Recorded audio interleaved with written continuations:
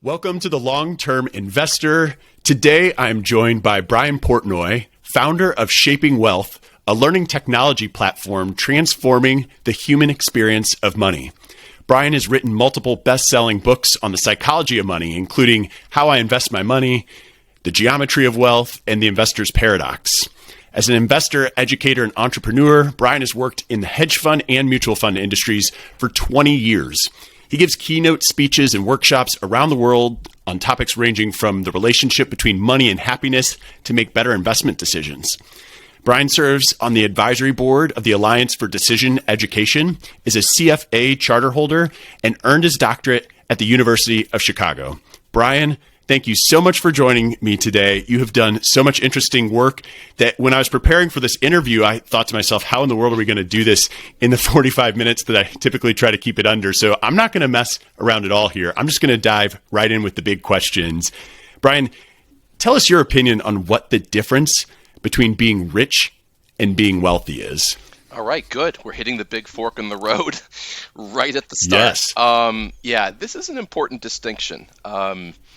That launches not only financial advisors, but individual investors in pretty different directions. So rich is the quest for more. Wealthy is the ability to underwrite a life that's meaningful to you. Let me unpack both of them in a little bit more detail. So rich just means having a bigger bank account, a larger portfolio. So you had $500,000, now you have $1 million. Whatever the numbers are, it's a bigger number. There's a really important principle in social psychology known as hedonic adaptation, which basically says that we become accustomed to everything in life. So you get that big promotion, or your kid gets into the college of her choice, or whatever, you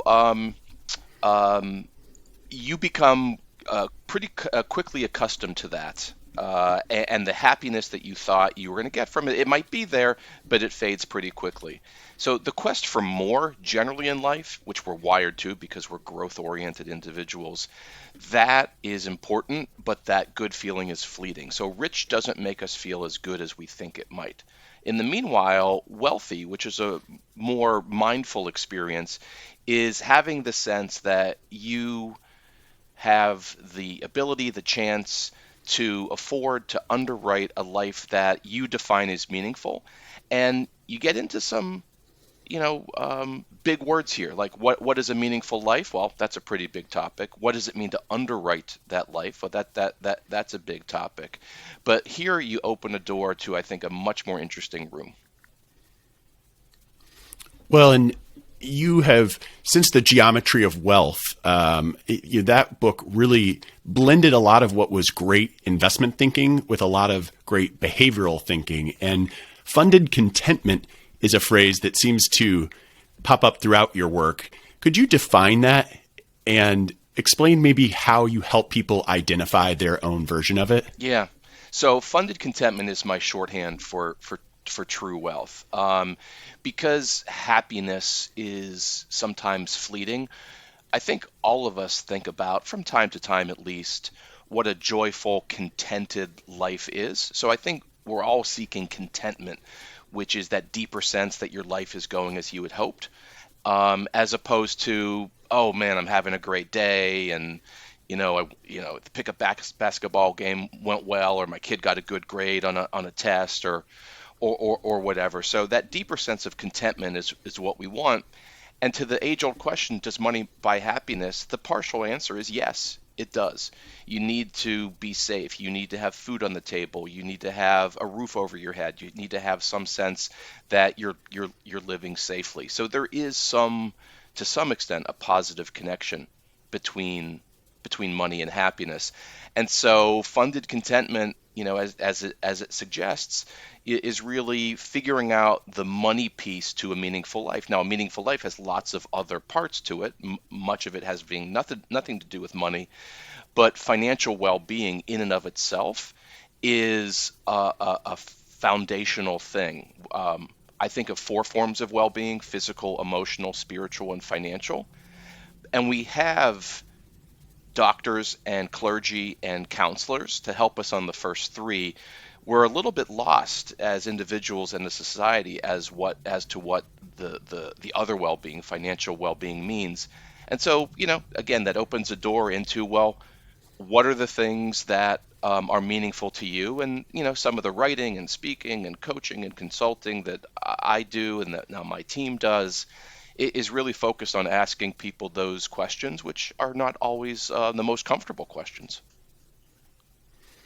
Well, and I do eventually want to get into what you're doing with that work, particularly at Shaping Wealth. But, when you think about something like trying to achieve this place where you're content, where you've had enough, how do you know that you're financially well enough, that you've achieved this funded contentment that you often talk about? Yeah, so the geometry of wealth story is built around three basic shapes, and the first shape is a circle. And that is supposed to partly represent the fact that we're always figuring it out, that we live in a round world, and a la the myth of Sisyphus, the stone of Sisyphus, we're always pushing the rock up the mountain, and sometimes we get there, but guess what? The rock's now down at the bottom of the mountain. So I don't think any of us is ever done figuring out what it is we want to do, and more deeply, who it is we want to be. The key question, I think, is sort of asking, well, at this moment in life, in the situation you're in, what counts as meaningful? Is it your connection to other people, that sense of belonging? Is it your sense of autonomy, that you have control over your life? Is it something related to your vocation, your hobby, your work, where you're able to find flow in the things that you do? Because what we do, you go to a party, well, we used to go to parties, and someone would ask you, hey, what do you do? They don't care what you do. What they're asking you is who you are, and they're trying to figure out your identity through the lens of the occupation you've chosen. There's a lot of different ways to think about what's important to us. I think one of the missteps of the financial services industry is that we skip right to the markets and the products and the really interesting stories about what's going on in the world before we ask ourselves and force ourselves to answer, well, what's really important to me? Funded contentment is achievable only after you've defined to yourself, or maybe within a family context, what's really important to you, and then asking some more detailed questions as to, okay, how do I afford the things that are most important? And if you can, you have some form of funded contentment. Well, and I guess for those who haven't reached that point, what is it that you feel like they should be doing? I think so. There's two pieces. There's purpose and planning, and we can fall down on both. The first is the occasional deep thinking, and the latter is just, sort of getting your hands dirty and doing the work. You're the last person I need to explain to the importance of financial planning, right? So, we can fall down either by not putting in the hard work, the intense work of really asking what's important to us. All of us, to some extent, live by scripts that have been handed down to us by our families, by society. We're sort of going along. You think about sort of the big script. You grow up, you go to school, you get a job, you get married, you have kids, you retire. Like, that's a script. We sort of say, okay, that's the way things are supposed to go. Well, you don't have to do that. That's you're not mandated to live that way. So we can all interrogate the scripts that we live by and ask, like, okay, what do we really want to do? And the other place where it falls down, and it falls down a lot, is the lack of engaging in proper financial planning. And I don't mean picking the right mutual fund or having a perfectly balanced portfolio, but engaging in light of what it is you really want to do and who you want to be, making sure that all the dimensions of money life are in balance. So not just investing, but saving, spending, giving, borrowing. These are all dimensions to money life that contribute or detract from our sense of funded contentment. Well, and there's a lot of advisors out there who are undoubtedly very technically skilled, but that doesn't always mean that they are quite in tune with what it would take for someone to be a really great financial coach that will address some of these emotional issues that are tied to money and thus make you reach that point of funded contentment. I was hoping you could tell us a little bit about what you're building at Shaping Wealth, because specifically, I know you're launching your first big course, Building the Behavioral Advisor. Sort of what inspired you to start Shaping Wealth, and maybe give us a little insight into what's on the horizon here. Yeah, so I appreciate that. I mean, I had a big pivot in my career about 4 or 5 years ago.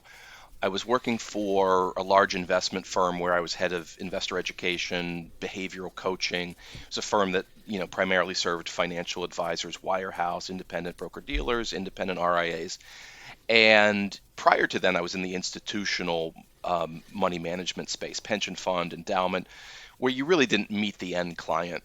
This experience 4 or 5 years ago was awesome and revealing because I ended up just getting on the road and meeting with literally thousands of advisors and their clients and just asking them what was on their mind. And there were two big questions that came around, one from the advisors and one from the clients. On the advisor side, the question is, how do I define and defend my value? All industries over time commoditize, and sort of, some of the pioneering investment work that we all did 10 or 20 or 30 years ago is now commonplace. And so how can one advisor distinguish herself from the others? I think the more important and bigger question from the client side that I got, so many times, granted phrased in different ways, is, am I going to be okay? It's a heavy question. It's a question that you sort of ask from your back foot because you care so much about your partner, your family, your community. And that question of, am I going to be okay, just hit me like a ton of bricks because I, as a middle-aged guy with aging parents and growing kids, I ask this of myself. My wife and I ask this of ourselves, pretty frequently. And so the origin of the Geometry of Wealth, which led to the origin of Shaping Wealth, was in this sort of multi-year walkabout when I was talking to real people, real investors, expressing what they would like to dive into, and not one of those hundreds or thousands of conversations had anything to do with Sharpe ratios or diversifications or how many stars a mutual fund had or anything like that. Yeah, it's interesting. I typically feel like when I'm speaking with a client about a very pointed question about the economy or markets or the interest rates, one of the things that we're always coaching our advisors to do, and that I try to do myself, is figure out what is the question behind the question. And I do think that 9 times out of 10, that it is, am I going to be okay?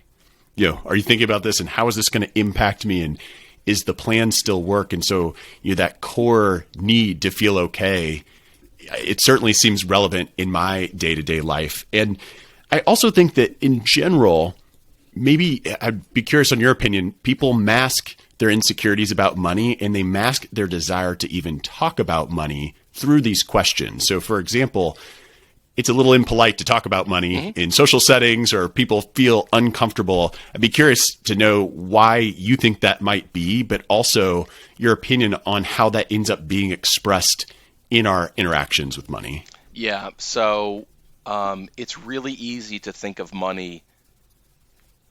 I don't think that we can cut this out. I don't think that his mic actually ends up, because we're all our own mic tracks. It's just very distracting.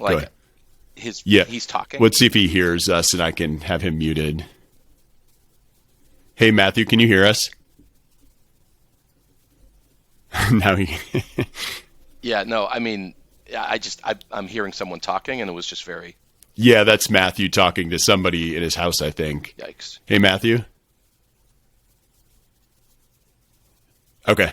All right, so Brian, why don't we'll just assume that I just finished asking the question about talking about money, the taboo nature of it and all. Yeah. So why is money a taboo topic? It's very easy to revert to our middle school or high school class when we think about money as a means of exchange and a unit of account and store of value.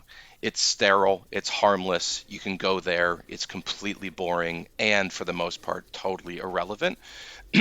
One thing we don't talk about almost ever is the fact that money is such an emotional topic because it brings forth some of the deepest seated feelings that we have about our lives: greed, fear, envy, hope, joy, anger.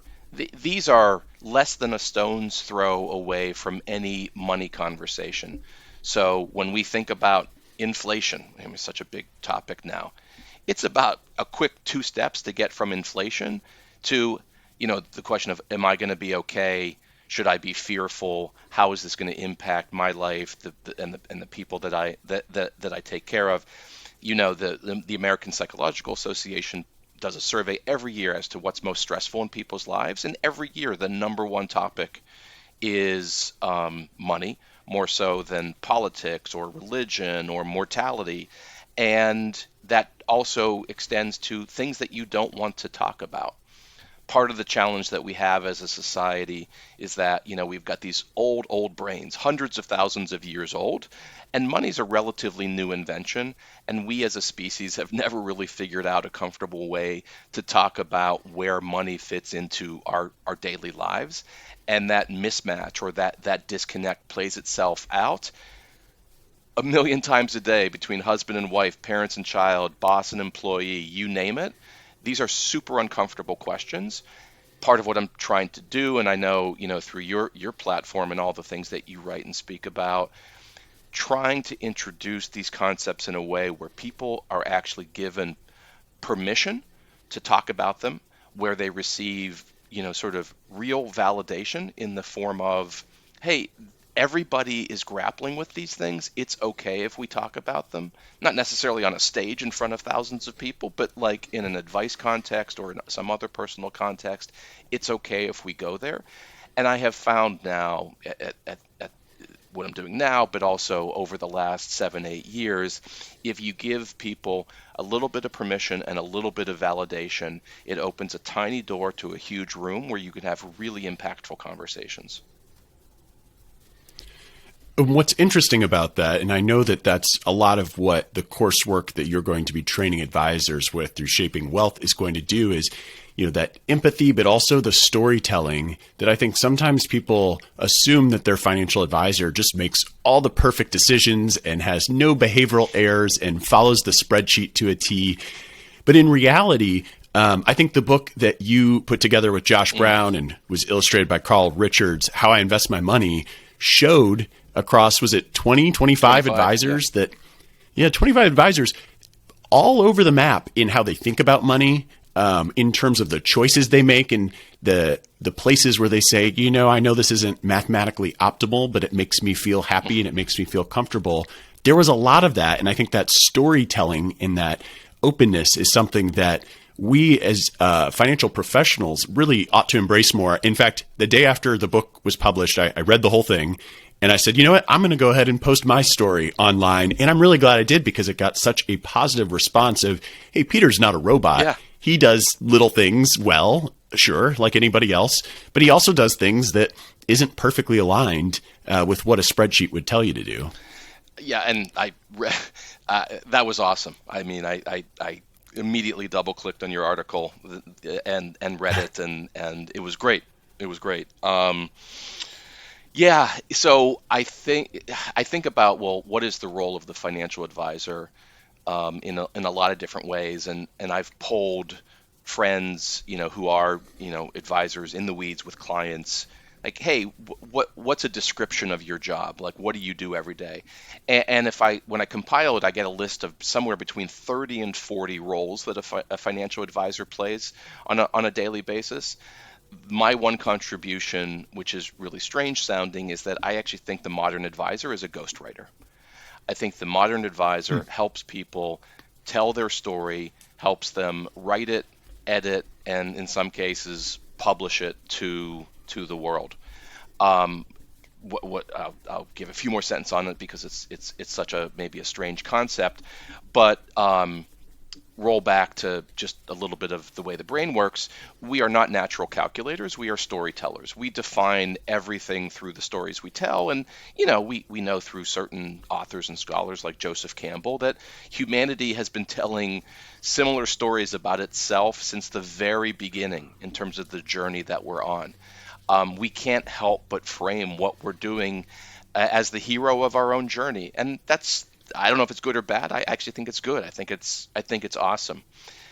As we think about then putting money into that story along the path, it can't help but be super important. It's part of the fuel that we have to go forward. It's part of it's that emotional lightning rod that we spoke of. So the fact is that all of us have implicit life stories, and within that, money stories.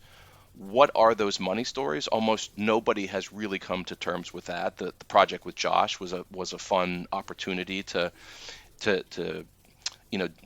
dig out a few.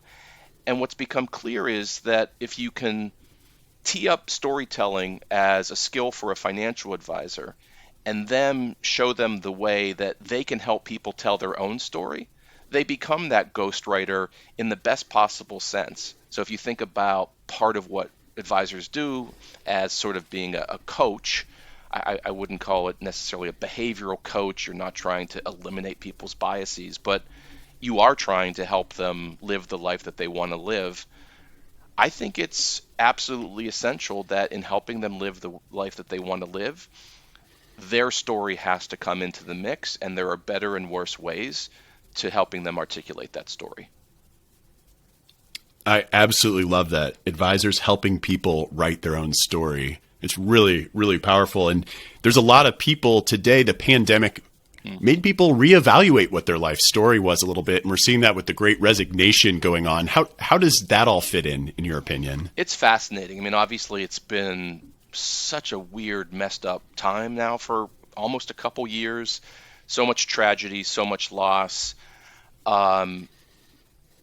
On a planet of 8+ billion people, you could have never engineered anything like this, but we have one of the greatest social experiments in the history of humanity, where almost everybody had to stop and lock down. And what's the old Blaise Pascal line from, I think, 1619 or so, like, just something about how we're terrible about sitting in a room alone with our thoughts. Like we can't do it. Well, we were sort of forced to do that for months on end. And I think the silver lining to this, I'd say on net, bad experience has been that so many people have given themselves the permission to re-examine the life that they want to live. The Great Resignation, you're more in the markets than I am. You know the quit rates. The audience understands that people are leaving their jobs and maybe not coming back. For all of us, the nature of work has been redefined because here we are on screens, and it ends up that we actually don't need to go to those meetings in person. We don't need to commute 20 or 30 minutes or an hour a day or whatever it is. It's been the Great Resignation, above and beyond, the Bureau of Labor Statistics data, has been this psychological and even existential experiment in who is it that I want to be? What work do I want to do? Who do I want to do it for? Maybe the fact that I can make slightly less money, but do something that's more meaningful and more comfortable and more convenient. Maybe that's the way to go. And because of the lockdown, off and on, people were forced to experiment with it. It's not like you even had a choice. So I think the quest for funded contentment, there's a little bit of a bull market in it because people are asking the hard questions that they wouldn't have otherwise. And, I'm here for it. Well, and I think also as you shift your priorities, perhaps you start to redefine what enough is. I think prior to the pandemic, and there's a lot of social status in climbing any sort of career ladder, as well as having enough money, making enough money. How do you think about that? Has it changed? How does it fit into this idea of funded contentment, living the life and writing the story that you want to have for yourself? Yeah. So I love the question. It's hard to give. I don't think current events changes the answers. I think what it does is sort of put bright yellow highlight on the question because we have had this experience. I mean, think about, I mean, you know this data point, and I'm not sure if these are the exact numbers, but in many surveys, people would rather make $80,000 a year when their neighbors are making 60,000 than make $120,000 a year when their neighbors are making 150,000. Okay, so we are social creatures. We are envious. We are competitive. It's different conversation. That's just who we are. That sense of being wired socially. I think there's sort of there's maybe countervailing factors. On the one hand, I think a little bit on the margin I see, and it's anecdotal, obviously, but people seem to care about that a little bit less because I do see in my personal life and my work life people saying, you know what, I'm at a 9. I don't need to push for a 10. In fact, I'll downgrade to an 8 because the quality of my life has improved. I went down one notch in terms of comp, but I'm going up 2 or 3 notches in terms of quality of life. And who the heck cares what my neighbor is doing? That's I think that's going on. The flip side is that, to the old line, JP Morgan, nothing corrupts your financial judgment more than the sight of your neighbor getting rich. Um, Back when he said this 100 years ago, like you literally had neighbors. I mean, we still physically have neighbors, but now because of social media, everybody is your neighbor. Everybody lives out loud all day long. It's noisy. It creates a number of problems. But now all we do is see what other people are doing. And so on the one hand, there's the resignation and people saying, maybe I have enough, or maybe there's a better way to do this. On the other hand, there's a momentum trade in FOMO, this fear of missing out, whether it be meme stocks like AMC and GameStop, whether it be the world of crypto and NFTs, where you see especially younger people making small or even big fortunes uh, virtually overnight. And people say, geez, like I can't believe this happened. Why is this happening to me? So we still have these sort of countervailing pressures of not caring, but then caring too much.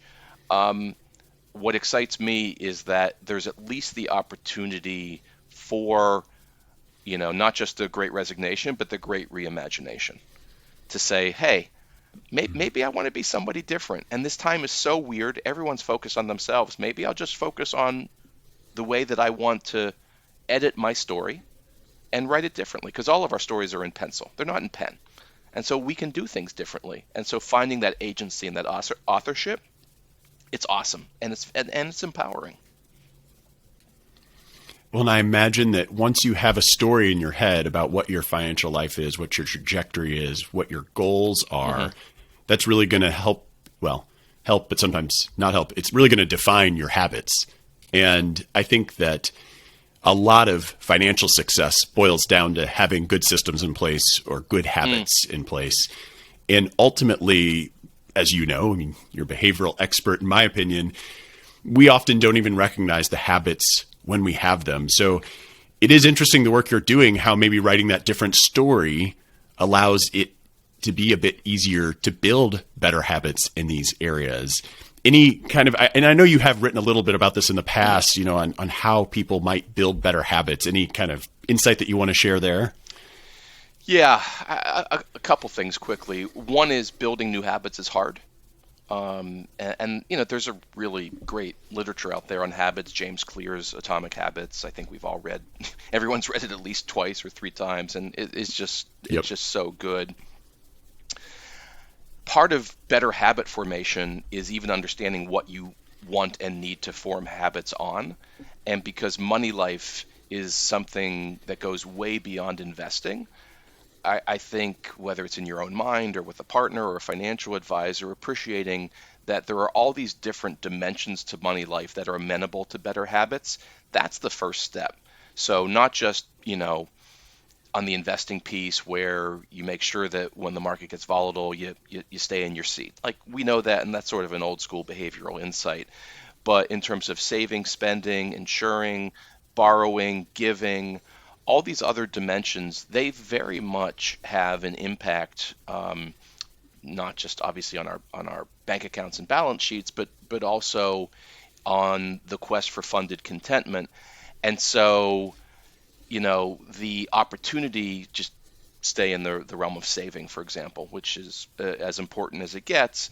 Um, there are ways now, whether it be through the help of others or apps, where if you know what it is you want to achieve, you can sort of turn the pencil around and get that pink eraser and scratch out the way you were doing things and recognize, well, there's a different way. I'm not an expert in habit formation per se, but it's clear that this grand opportunity, this grand reimagining, people can say, hey, I have a fresh start. And, research by Katie Milkman and others, these fresh starts can make a difference when you say, hey, tomorrow's the day or next Monday's the day that I'm going to start doing things differently.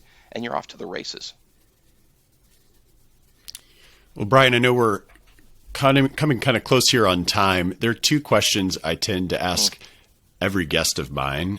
One of them, though, you literally published a book on, and it's how do you invest your money? I'm tempted just to link to the book, but maybe you can give us a quick thought, and then I will direct people to read your chapter in the book, How I Invest Yeah, My Money. I was pretty explicit in there, painfully transparent. So I guess one way to quickly summarize it is that I have a barbell portfolio. Um, there are goals, there's timelines, it's not mapped out, but we have a loose, sort of a chalkboard sense of sort of what sort of cash flows and lump sum payments we need to make for retirement or for the kids' college. And Tracy and I take care of our parents to some extent. All right, so that's all kind of mapped out. But from an investment selection point of view, after 20 years of trying to pick great mutual fund and hedge fund managers and recognizing that it's really, really hard to do, I might even say close to impossible, I've gone the indexing route. So we have a plurality of our assets, overall assets, in index funds. So we have broad equity, global equity exposure. On the other end, just being in the network we are, in the world we live in, I have a large number of private investments. Some of them are, companies that my friends have founded and I want to be helpful. Others are, they came to me in one way or another. And I hate to say it, they're a little bit fun. They're certainly very interesting. And they have an option like quality, which means you buy in for X, and X is either going to go to zero, or it's going to be 3X or 5X or 10X. It can be a little bit harrowing because you look inside these small businesses. I now run a tiny business, and it's like, oh, this was a great idea. This was going really well. Now you tell me you're out of money and you're shutting down. That's that's not good. And on the other side, you get a call. Hey, the FDA called in our stage 2 or stage 3, phase 2 or phase 2 trial worked out or something like that.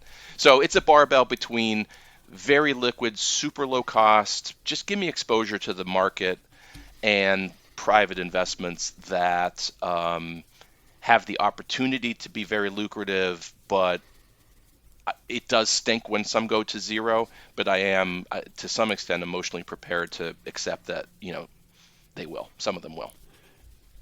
Well, and for listeners who don't realize, Brian spent a big part of his career analyzing mutual funds and hedge funds. So I think the fact that you chose index funds for a large part of the portfolio speaks volumes. And again, if you want to hear the whole background of how Brian invests his money, be sure to check out the book, which I will link to in the longterminvestor.com. Last question, Brian. What does being a long-term investor mean to you? It really does come back to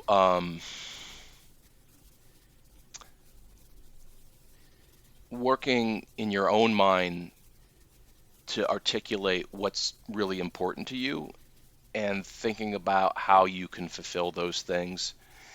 And secondly, to recognize that investing, we often default to it being our financial capital, but that we have multiple forms of capital that we can grow and save and spend, and specifically not just financial, but human, social, and temporal capital. And so when I think about my investment in myself and my skill set, that's human capital. When I think about my network, which has been unbelievably valuable, that's my social capital.